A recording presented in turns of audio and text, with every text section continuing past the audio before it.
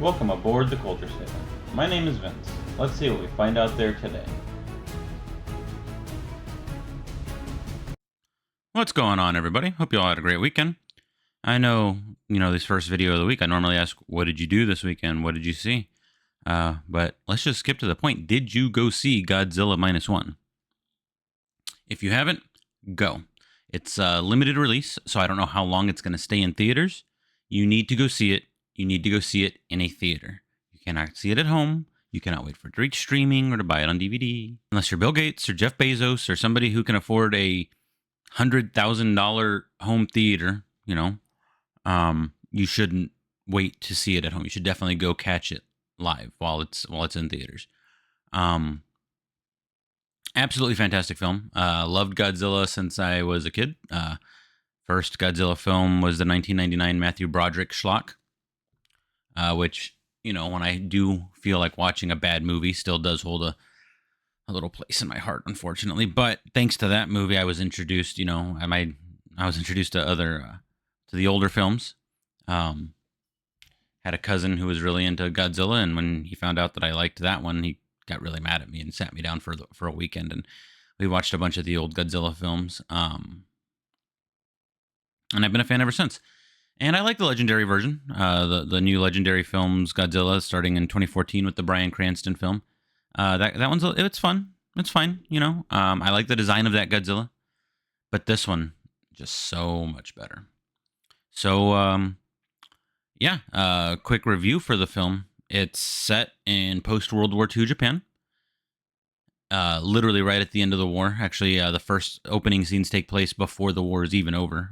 It starts like 3 or 4 months before the war ends, and we follow a Japanese soldier. Not going to go into too much detail there. Don't want to give any spoilers. And his first encounter with Godzilla, and then he gets back to Japan and lives life. Meets a girl, kid, gets a job.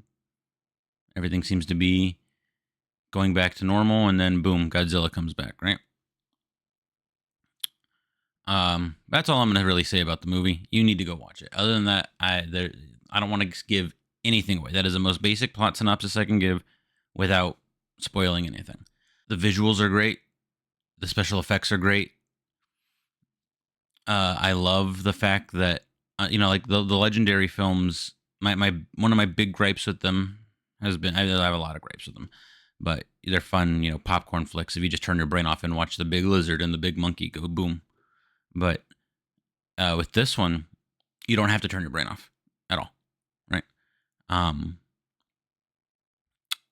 Like I said, one of my gripes with the legendary films is the human characters. For me, in those movies, whenever the humans are on screen and they're focusing on Bryan Cranston or Millie Bobby Brown or the little deaf girl, I don't remember her name, or whatever.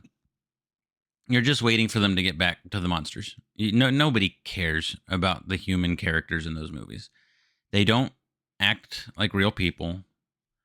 They don't ever do anything that makes you actually connect with them, right? Whereas in Godzilla -1, I haven't seen criticism online of people saying that, oh, he's only in the movie for 10 minutes. And that's bullshit.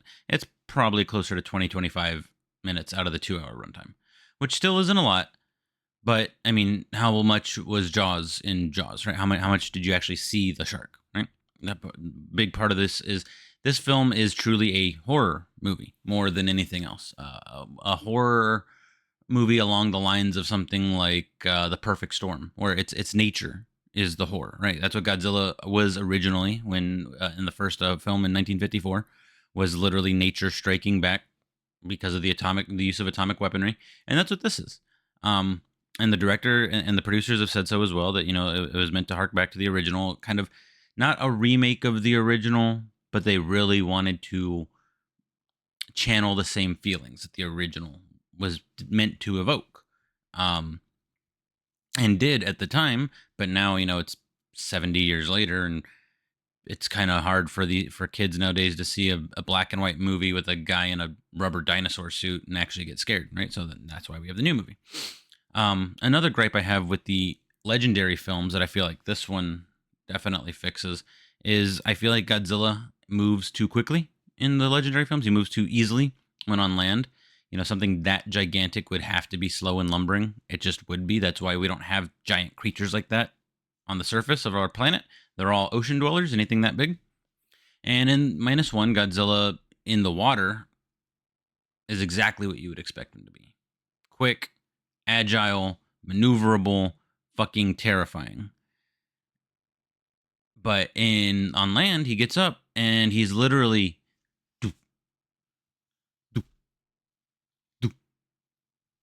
with the walking, right? And it's perfect because that's how it would be. That's how it should be. And it doesn't matter that he's that slow because he's also tough as shit and you can't fucking hurt him. So it's all good. Movie had the best atomic blast I've ever seen. They call it heat ray in this film, if I remember correctly. I've always preferred the term atomic blast.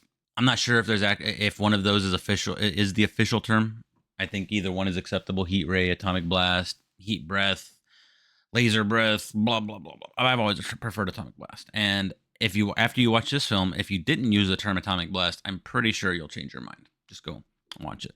One thing that proved to me while watching it that it was as good as I thought it was is that there's a few scenes where the audio just completely cuts out for dramatic effect. And the only sound I heard during that was one guy shaking his icy one time. He was like shaking it when the sound went out, and as soon as the sound went out, he stopped, right? Like everybody was quiet. Nobody was talking. Now the theater wasn't packed when I went. It wasn't, there were still empty seats and blah blah blah, but it wasn't a bunch of empty seats. There was no two seats together. If you wanted to go see it, you were gonna go by yourself. You weren't taking. If you got there last minute, you're not sitting with your date, right? And speaking of dates, this is a great movie to go on a date with because, like I said, the human characters are so good. You can tell if you're a guy and you're dating a girl and you want to take a girl on a date who's not into monster movies, action movies, stuff like that. She wants to go see a romance movie. Let her. Hey, there is a romantic subplot in this film that is brilliant. That it's amazing, right? Like my daughter, who is too young for boys still and isn't into all the romance stuff, just absolutely love the romance subplot. Like that's what she was talking about almost as much as the monster itself once we walked out of the movie. So go see it. Go see it. This isn't I think you should see it. This isn't if you have time, you should see it. This is you need to go see this movie. If you have any interest in Godzilla, right? If you want to see what Hollywood has not been able to do for the last 5 to 10 years, as far as genuine human characters, and also to see what a Japanese studio who knows what they're doing, has true love for the property they're working on, can do with an absolutely minuscule budget, right? Okay, speaking of the budget, I found some articles here, and let's take a look. Or I looked up an article here, and let's take a look at it, right? Let's see what it says. Talking about Godzilla's budget. Godzilla -1's budget is so small, fans can't believe it. The film, the 33rd entry in Toho Studios' Godzilla canon, premiered in Japan in November. Its international rollout started this week in several regions, including the US and Canada. And though it's early days, word of mouth around Godzilla -1 is already overwhelmingly positive. Many fans and critics have even proclaimed the kaiju epic one of the greatest Godzilla movies ever. Several commentators have also compared Toho's latest Godzilla outing favorably to Hollywood's recent output, especially given its tiny budget compared to its predecessors. How much is Godzilla -1's budget? Godzilla -1 is reported to have a budget of just $15 million.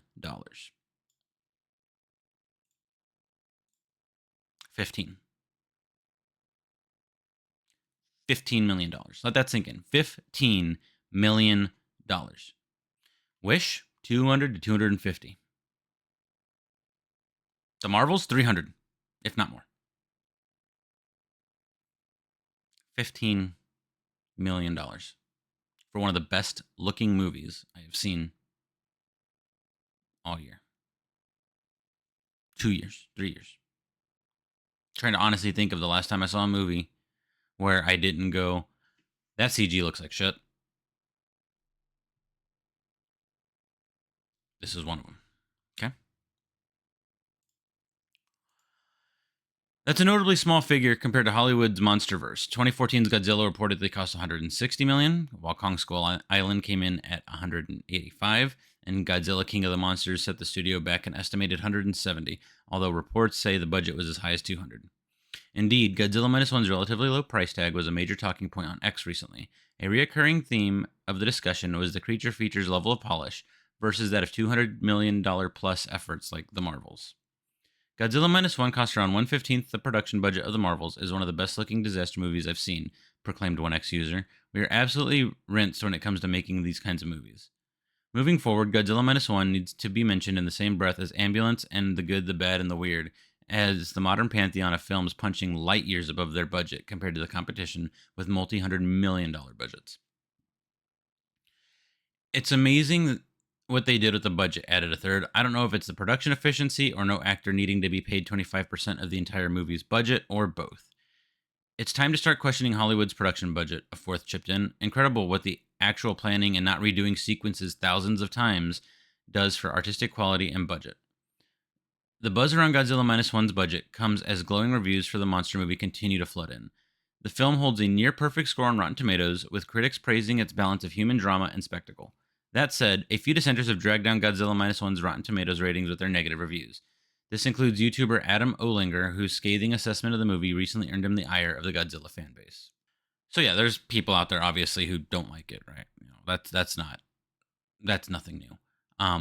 But it does. It has an amazing record rate. It's doing fantastic in reviews with both critics and audiences, as we can see here on Rotten Tomatoes. Right now, just right this second, pulled it up. It has a 98 from the critics and a 98 from the audience. Right? When do you see that? When do you ever see that? I'm generally, there's two differing points of view on Rotten Tomatoes. There's those who say if the critics are great and the audience is bad, then you should trust that it's a good movie. And there's those who say that if the audience is great and the critics are bad, then you should trust it's a good movie, right? Here, you got both. The professional critics and the regular Joe Schmoes like myself all agree this movie is fantastic, okay? And here we have I pulled up the box office mojo for it. Again, $15 million budget. And in 3 days, it has in 3 days, just domestic. Okay, we're not going to even look at the international because, like I said, it opened in November in Japan. So just December 1st, 2nd, and 3rd here in the States, it brought in $11 million. It has almost recouped its budget just in the States in 3 days. So this film is set to do wonders, I believe. The last Toho Godzilla was Shin Godzilla, which directed by Hideki Anno, the creator of Evangelion.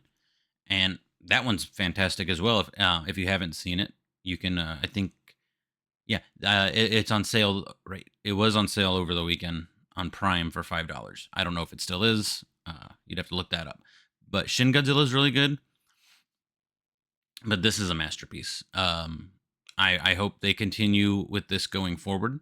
The director of this one has come out and said that he hopes he can direct a Star Wars film one day. And I say, give him $50 million and leave him to his own devices, and let's see what we get, right? This guy actually seems like a passionate creative and not just somebody who is there to do the bidding of executives, like the directors we get from Marvel, from Disney, from Fox, from all the Warner Brothers, all the American studios, right? So yeah, those are my thoughts on it. I think it's fantastic. I think everybody should see it. I cannot stop, singing its praises to anybody who will listen.